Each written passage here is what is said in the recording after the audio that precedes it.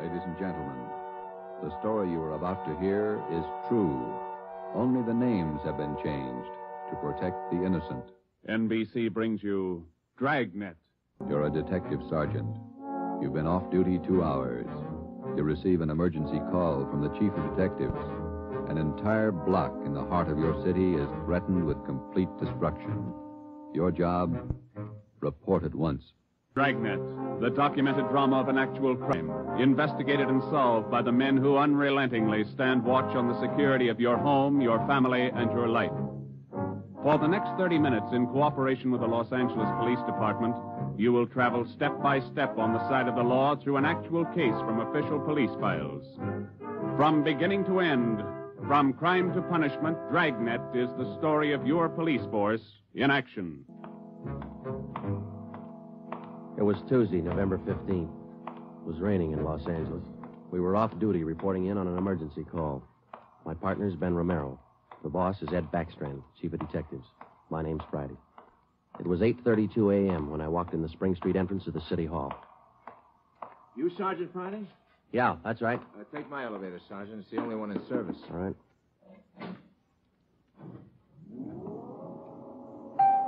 I'll run you up to 16. The chief's waiting for you up there. What's the pitch? Only one elevator in service out of 10? The place looks deserted. What's going on? Nobody in the building. All the office people been sent home. Lots of trouble. Somebody declare a holiday? No joke, Sergeant. Big trouble. All right, you convinced me. What is it? Here we are. 16th floor. Over here, Freddie. Hi, Joe. Hello, Ben. You made good time. Came as soon as I got the call. Sorry to have to bring you back in. You worked last night, didn't you? Yeah, midnight to 8 this morning. Sorry. Come on. Okay. What is it, Skipper? Why all the hush? Wait till we get inside. In here. Okay. Number one, let's keep our voices down. All right. I'll make it as brief as I can. Every minute counts. What time you got, Friday? 8:33. All right, here it is. 55 minutes ago, a man walked into this building with a homemade bomb under his arm. If we don't release his brother from the county jail by 9 o'clock this morning, he says he'll pull the trigger on the bomb and blow up the whole building. He's kidding, Skipper. Who is the guy? Name's Vernon Carney. Here's his package. He and his brother have been in and out of jail since 1937. Small-time thieves. Yeah. Where's the FBI kickback? We had him once before, both of them. Brother's name is Elwood, serving a year for car stripping. And this two-bit thief is sitting here in the city hall with a bomb on his lap? That's right. In the next room. What kind of a bomb is it, Ed? You think he's bluffing? Could be bluffing, but the crime lab says no. Lee Jones from the lab get a look at it? Been in there twice. One end of the box is glass. Says you can't see much without a closer look, but you can't get near the guy. What do you want us to do? It's a volunteer job. You can take it or leave it. I won't order you to do it. How you want to handle it? You sure you want a piece of this one, Romero? No, he doesn't, Ed. He's got a family. Get me another single man. We'll give it a try. Wait a minute, Joe. What makes this job so different? Anytime we kick a door in, we never know what's on the other side. That's what makes it different. This time we do. No, you're not going to cut me out. Not the only time I know what I'm getting into. All right. Chandler's tried. Hannon, Davis, Watson, they've all tried. This guy Carney knows what he's doing. He's no pushover. But somebody's got to get that bomb away from him. Friday, Romero, it's your baby now. I looked at my watch. It was 8:36. We left Backstrand and started down the hall. If Carney was going to make good his threat to blow up the building by 9 o'clock, we had exactly 24 minutes to talk him out of it. Ben and I figured we'd better look him over first and then work out some kind of a plan. Maybe just talking to him would do it. Vernon Carney was sitting in a straight-back chair against the far wall facing the door. He was seated between two windows that looked out over the city. Along the left wall was a row of 6 wooden chairs. In the center of the right wall was a connecting door leading to the office where Backstrand had briefed us. The door was locked on both sides. Just off-center and favoring the left of the room was a small filing table. The other furniture in the office was a desk just forward of the connecting door on the right. There was a dictaphone on the desk. In the near left corner, shielded by a white screen, was a small wash basin. The faucet leaked. Vernon Carney was middle-aged. He sat erect, holding a black box on his lap. He held his right hand inside one end of the box. Ben and I stood there for a minute and looked at him. Then we walked in the room. What do you say to a man with a bomb? That's close enough. Cigarette, Carney? I'm not smoking right now. What are you trying to prove? You know what I want? We're not going to let your brother out of jail. You got until 9 o'clock to change your mind. According to that clock on the wall, you got 24 minutes. If we go, you're going with us, Carney. Don't take much of a brain to figure that, Copper. What made you think you could get away with this? Haven't yet. It ain't 9 o'clock. Unless that clock's slow. Haven't checked it against my pocket watch lately. That's the one that's running this show. Have you given any thought to all the innocent people that are going to go up with that thing of yours there? My brother's innocent. I want him out of jail. The court says he's guilty. He'll get out when he serves his time. That's where you're wrong, Copper. He gets out at 9 o'clock this morning. All right, come on, Carney. Get your hand out of that box. Put the box on the table. You think I'm bluffing, don't you? I'm going to let you get within 5 feet before I make a liar out of you. Okay, Carney. I guess you mean business. You can take 3 more steps and find out for sure. Suppose we did let your brother out. We'd just come out and pick him up again, you along with him? If you could find us. Let's get this straight. If we let your brother Elwood out, how do we know you're going to keep your promise? What promise? I ain't made any promises. You just get Elwood down here first, and then we'll talk about it. There's only one thing I can't figure, Carney. Yeah, what's that? If we don't let your brother out, you say you'll pull the trigger on that bomb. You're going to kill a lot of innocent people. What are you going to prove by that? It's 8:37. You've got 23 minutes left. Now, I wish you'd answer that one for me. Why do you want to kill a lot of innocent people? Don't try to con me, Copper. I know they cleared everybody out of this building 45 minutes ago. I know they cleaned out the whole block. They got it roped off. Where'd you get your information? I got a couple of windows here to look out of. Don't you think it's about time to send somebody over to get Elwood? You know, Carney, we've got a way out of this. We don't have to let your brother out neither. I've heard that before. What's to stop us from leaving the building along with the other few officers and let you sit here and touch off that bomb? Go ahead. It won't be a long wait without you. Who are you trying to kid? You'd let me blow up $10 million worth of taxpayers' money? No. You're going to let Elwood out. You'll wait till the last minute to do it, but you'll let him out. Ed, I'm still not convinced Carney can back up what he says. Then why didn't you take the box away from him? Yeah. We're in a spot, let's face it. How about an eye for an eye, Skipper? What do you mean? If he pulls the trigger on that machine, he kills us. How about us getting him first? All right, Romero. How are you going to handle it? Well, I'm not top man on the pistol range, but I could wing him. And then he hands the box to you? Or maybe he falls and his reflex action pulls the trigger. Okay, I don't wing him. I stop him for keeps. You just can't walk in there and shoot him down. Why not? You do the same thing with an armed criminal. Yeah, but you warn him first. I'll warn him. Yeah, and after you shoot him, you find out it's a harmless gadget. Couldn't have gone off in a million years. No, a gun's not the answer. We can't shoot him until we're positive. We'll be positive by 9 o'clock, and there might not be anybody around to shoot him. We've located Carney's apartment. There's a detail out there checking it now. Pacelli and Morris. Ed, have you got any ideas at all? Anything we could try? That's why I called you in. None of us have gotten any further than you did just now. There's just one thing I want to know for sure. Yeah, Friday. Is it or isn't it? We all want to know. Either way, we've got to get that box away from him. Backstrand. Yeah. You did? Yeah? No, stay out there till I call you. All right, here's half the answer. That was Pacelli. They found 28 sticks of dynamite in Carney's apartment. We knew Carney wasn't kidding now. We could see into the bomb through that glass window in one end.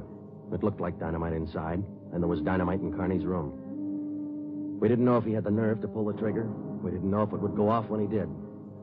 But with only minutes remaining, nobody wanted to take the chance. From here on in, all of us agreed that Vernon Carney sat in the next room, holding in his 2 hands a force powerful enough to destroy us all. We had to get that box away from him, and to get that box, we had to have a plan. I looked at my watch. It was 8:40. 20 minutes till 9 o'clock. How do we get it away from him? I got an idea. It might work. Let's have it. Carney's sitting against the far wall between 2 windows. They're both open. Yeah, that's right. All right, if we could get a man through one of those windows, we might get Carney from behind. How are you going to get him? Whoever gets through the window could slug him. What do you do then? Somebody grabs the box. The crime lab can tell us what to do with it. How do we get a man through one of those windows? We're on the 16th floor. Well, there's some kind of a ledge that runs around the building on each story. Wide enough for a man to walk on? Now, let's take a look. All right.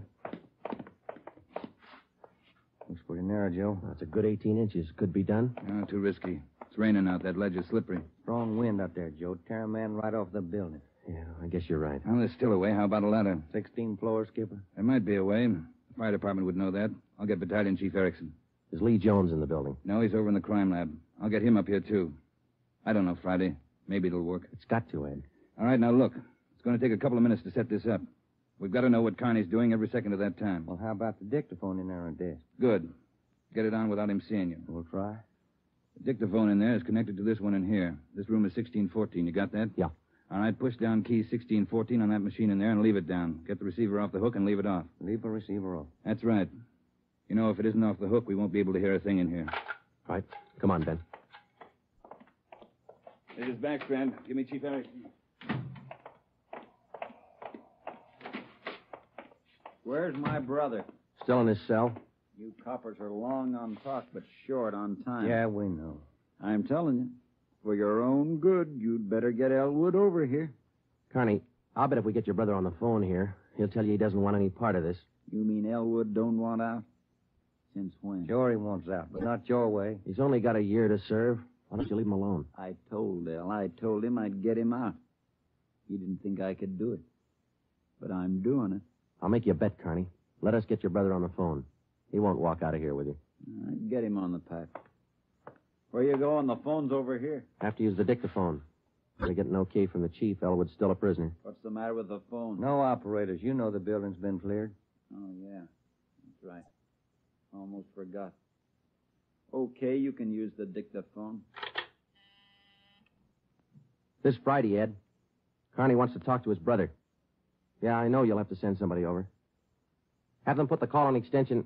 wait a minute. What's that extension number, Ben? 2351. 2351, Ed. Right. It'll take a minute. Yeah. I'd kind of like to talk to El. Been a couple of months since I seen him. We've always been together, me and El, most of the time. Joe, let's go in and see if we can hurry that call. Good idea, boy. 16 minutes to 9. Hey, cop. Yeah. Forgot to hang up the dictaphone, didn't you? I put the receiver back on the dictaphone. Ben and I had failed to make good on the first step of the plan. When we got outside the door, we briefed Davis and Watson. They went in to sit with Carney. It would be their job to keep us posted on Carney's movements. The dictaphone was out. We went back into the office next door. Chief Sam Erickson of the fire department and Lieutenant Lee Jones from the crime lab were already there. We told Backstrand what happened. Would have been a help. We haven't got time to cry over it. Carney's wide awake, Skipper. He doesn't miss a thing. Backstrand told us the plan Friday. We can't run a ladder up from the street. Too high, Chief? Best we got is a 100-foot area. You figure 12 foot to the story, that'll take you up 96 feet, 8 floors. And we've got the latest equipment. What's the idea you had, Jones? Sam, can you get hold of a pump here in a hurry? Sure, we got a lot of scaling ladders, but you got nothing up there to hook 'em on. You figure on dropping down from the floor above? That's right, and I figure a pump here would do it. Sure it would. You could make it fast to the windowsill up there, but you got a 1.5 foot ledge in the way. No, what you want is a lifeline. You mean lower a man on a rope, Chief? Yeah, Romero. That's the quickest and the quietest. Could you rig it so one of my boys could do it? Sure, Ed. What's the risk? None if you work it right. We'll strap on a life belt. Give the man heavy leather gloves. 2 of my men will lower him down. Pick your lightest man. What do you think, Lee? That's it. What do we do with the bomb when we get it? I figure that box Connie's holding is about a foot square. Here's what I'll do. I'll get you a bucket with a 1.5 foot mouth. It'll be full of water. Yeah? I'll have it right outside the door to that office. When you get that box, place it in the water. We'll get the bucket out of the building as fast as we can. And once we get the bomb underwater, we're in the clear. And I can't promise you that, but it's the safest way to handle it under the circumstances. All right, that's the procedure. Sam, you take care of your end. Right away. I'll get a detail to give me a hand down on the street. They'll have a car ready to take the bomb to a safe area to decommission it. Work as fast as you can. Come on, Sam. It's our baby, Joe. That's right. Which part of it you want, the rope or the bomb? You call it. Fire Chief Erickson says the lightest man on the rope. That's me, Joe. All right, I'll get the bomb out of the building. Okay, that's the routine. But carry this with you. The man that comes down on that rope has one chance to make good. You slug him and make it count because there's no second try. Yeah. And, Joe, when you grab that box, you got to get it away from Carney before he can squeeze the trigger. Then you got to get it down into the street. The elevator. You know how to operate it? That's pretty simple, but I'll double-check with the operator. Better do it right now. Okay. Ed, we better get Carney's brother on the phone for him. He seemed anxious. Might be a pretty good stall. All right, Romero. That's the outside phone. Get the city jail. All right, Skipper. Get going, Friday. Okay.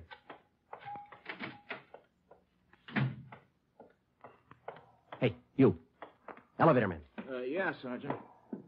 Let me see if I know how to work that thing. You taking over the elevator? Well, in a couple of minutes. You want to check me out? Nothing to it, Sergeant. All right.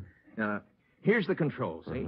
You push this lever right to go up, left to go down. You see this little trigger on the underside of the handle? Yeah. That's the safety lock. Be sure you squeeze it or you can't move the lever. Let me try that. That's it. Right to go up, left to go down. Right to go up, left to go down. How do you operate the doors? Automatic. They work off the control lever. When the control lever is locked in the up or down position, the doors will close. I get it. Now, in case they jam, this red emergency button up here? Yeah. Push it. If that doesn't close them, we call the repairman. Okay, I think I got it. You sure now? I've had my orders to get out of the building. I'll just leave the elevator right here and take the stairs down. All right. Thanks a lot. Sergeant, just curious. You going to take the bomb down in this car? We're going to try. You won't have any trouble. We haven't had an elevator failure in 18 months. The elevator man turned and went down the stairs. Outside of a handful of volunteers and a man with a bomb, the city hall was now cleared. I started down the corridor and met Ben outside the office. He told me that Lee Jones and Chief Erickson were on their way up in the freight elevator at the rear of the building with the necessary equipment. The 2 fire department volunteers were with them. The phone call had been put through to the city jail, and in a moment, Elwood Carney would be ready at the other end of the line. We went in to tell Carney. I told him over at the jail to put the call through on extension 2351. Yeah. When's it coming through? Right now. You got Elwood with you? No. Look, Carney, we told you we'd get him on the phone for you. The call will be through in a minute. Minute's a long time, cop. You only got 12 of them left. Elwood's going to talk you out of this. Oh, sure. Sure, everybody's going to talk me out of this. First it was them other 2 cops, the little Porky guy and that other monkey. Then you and this Dixie Doughhead here, and now it's Elwood. Come off it, will you, and get my brother over here. That's him. It's your brother, Connie. I'll get him. Stay put, you.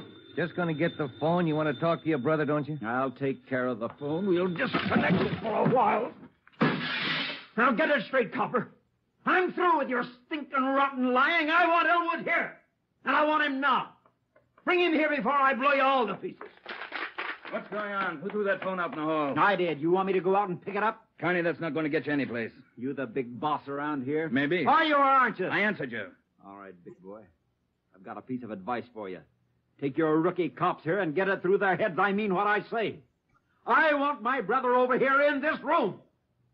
And you've got just 11 minutes to get it done. Tell him that, will you, boy? All right, Carney. It's your show.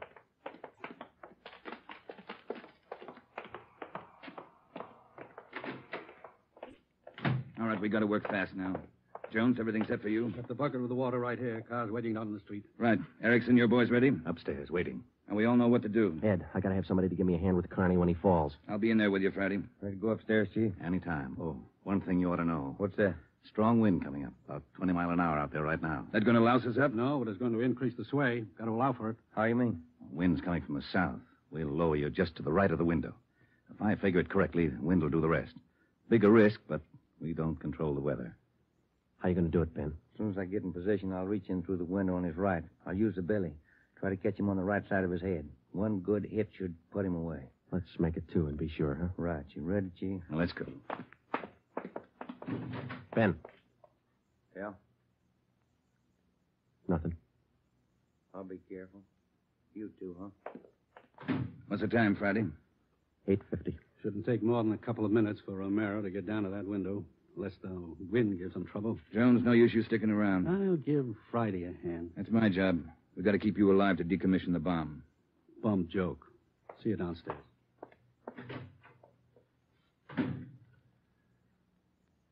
You ready, Ed? Yeah. Scared, Friday? Yeah. That makes us even. Come on. Ed Backstrand and I went into the next room with Vernon Carney. Our job was to keep him occupied until Ben was lowered to the windowsill from the floor above. Ben was going to make a try from the window on Carney's right. Somehow, we had to keep Carney's attention on us and away from that window. If anything went wrong and Carney got out of position, the plan would fail. If Ben was spotted, the plan would fail. If Chief Erickson didn't estimate the force of the wind correctly, the plan would fail. After Ben slugged Carney, my timing had to be perfect. If it wasn't, the plan would fail. I looked at my watch. It was 8 minutes to 9. Carney, anything we can say that'll make you change your mind? I've asked you 100 times. Now I'm ordering you. You're going to get to a phone and have somebody send Elwood over here right now. I'm through waiting. Now move. You ripped out the phone, Carney. Well, find another one. I told you I'm sick of your two-bit stalling. We've got until 9 o'clock to make up our mind about this. You had until 9. But you wouldn't do what I told you. Now I'm cutting you short. You guys have got exactly 1 minute to get a phone in this room where I can hear you call the jail and have them send Elwood over here. You said 9, Carney. All right, Joe. We'll give him what he wants. Davis, unlock the connecting door to this office. I'll get the phone, Ed. Will the cord reach? Yeah. Your brother's a prisoner. He's in our custody and he's under our protection. We can't place his life in jeopardy. Why not leave it up to Al? Here's the phone, Ed. Yeah.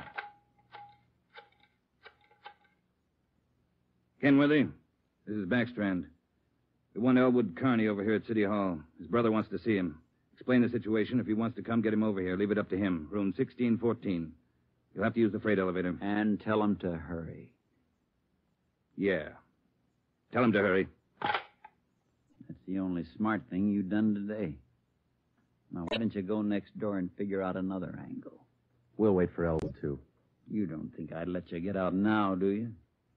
We're all going to wait right here for my brother. In case he don't show up, you're going to see me pull the plug. Just sit down. Not so close. Right where you are, sit down.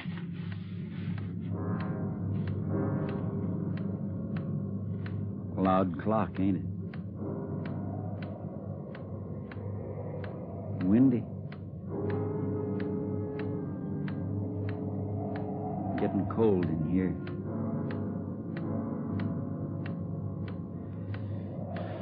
Sure a loud clock.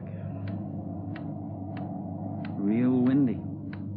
Maybe I ought to close the windows. Don't want to catch me a cold. I can turn on the heat. Stay put, cop. Hey, what's that?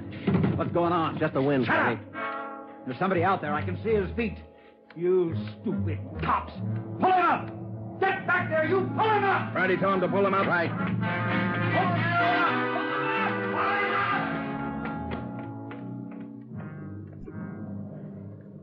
All right, Carney. You win. You bet I win, you dumb coppers. You didn't think I'd miss a trick like that? We'll just close these windows, boys. There's one, and lock it. And here's... Here's your brother, Carney. Yeah. Hi, Al. Hi, Vern. You did it. I told you. I told you I'd do it, didn't I? That's far enough for the rest of you. Al, come on over here. You're crazy, Vern. You're crazy. That's what they've been trying to tell me. We're going home, Al. How are you going to do it? There's a million cops outside. People all over town heard about this. They're holding the crowd back. They ain't gonna stop us now, Al. You'll never make it. Either one of you. I got him this far, didn't I? We'll make it. Vern, you think we could do it? Hey, you. Yeah. You're gonna get a car ready for us, a fast one. Have it in front of the building. Move! All right, Friday, do what he tells you. Right. Hold it. Yeah. If you ain't back by 9 o'clock, the deal still holds. I told him I'd pull the pin at 9, Al, if they didn't let you out. You ain't fooling, are you, Vern? Will that gadget really blow? 4 miles high. You know what that means, Al? Yeah, but they won't let you pull it. We're getting out. All right, Copper. Get the car. You got 4 minutes.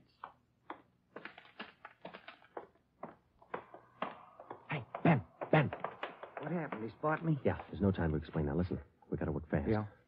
We had to bring Carney's brother over from the jail. I don't think he cares if they get out or not. He just wants to use that bomb, and for some crazy reason, he's waiting until 9. How much time we got? Let me look. Less than 4 minutes. How about the ledge? You think you can do it? Strong wind. You'll have to hang on like a fly. I don't know. I can give it a try. Okay. Same plan. Every second counts. Now, I can't brief Ed. He's in the room with the guy. It's up to you and me. I'll get on the ledge from one of these offices. I hope I make it. If you don't, we'll know you tried. Hurry. Hey, Ben, wait a minute. Yeah? I forgot. The windows. The one on his right. He locked it. You'll have to crawl around to the one on the left. You got it? Right. Okay. The car will be ready in 2 minutes. Out front. Fine. Al and I'll just sit here and wait. Gonna be good being back together, huh, Al? We always were real good together, Vern. Yeah, that's the way brothers ought to be together all the time. Together. Vernon, I'd feel better with a gun. We don't need no gun, El. We got the bomb. We'll need a gun when we get out, when we get on the road. Okay. Take your pick. They all got 'em. Hey, you, give him yours. I'm not carrying a gun. I left it in the other room. A cop without a gun? Who's kidding who? I left it in the other room. Frisk the big boy, El. He's got one. About time for the car, ain't it? 2 minutes to 9. Yeah, this feels like it. Right on his hip. Hey, Vern, look out! Grab him, Joe. I got him. Get the box. Leave that gun alone. I got him, Ben. I gotta get his hand out of it. Run, Joe. Get it in the water. Run!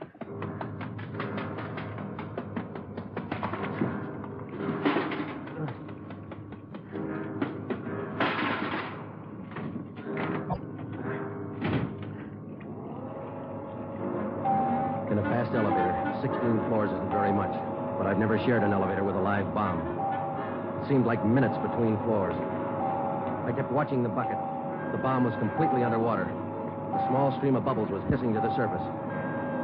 I waited.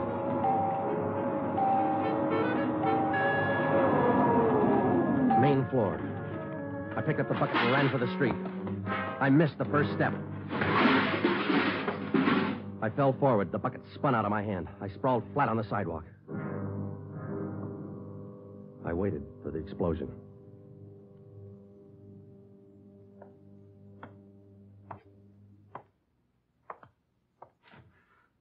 It didn't go off Friday. Yeah. I gave it a good chance, Lee. It was all there. Look, at least a dozen sticks of dynamite. Snyder, bring that over here. Here you are, Lieutenant. Thanks. Here's why it didn't go off. Had it rigged for a hard trigger pull. Would have taken a good yank to set this one off. Yeah. Hi, Joe. Hi, Ben. Clumsy. The story you have just heard is true. Only the names were changed to protect the innocent. Vernon Carney was examined by 5 different psychiatrists appointed by the Superior Court and was found to be incompetent. He is now confined in the state mental institution for the criminally insane. Elwood Carney is now serving the balance of his sentence with no time off for good behavior. You have just heard the 7th in a new series of authentic cases from official files. Technical advice for Dragnet is furnished by the Los Angeles Police Department. Tonight's program is dedicated to Town Marshal Lon T. Larson of the Mount Pleasant, Utah Force, who, on the night of October 15th, 1945, gave his life so that yours might be more secure. Dragnet came to you from Los Angeles. This is NBC, the national broadcasting company.